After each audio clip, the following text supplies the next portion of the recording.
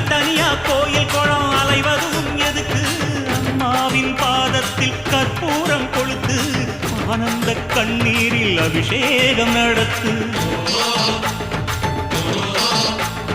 காட்டு வீரங்கெல்லாம் கொடுத்தா தாம் மதிப்பு பணக்காவி தூரவி எல்லாம் விழிஞ்சா தாம் மதிப்பு பணம் கொஞ்சம் இருந்தாலும் கொடுத்தா தாம் மதிப்பு நீ மகன் என்றால் உன் தாயை மதிச்சா தாம் மதிப்பு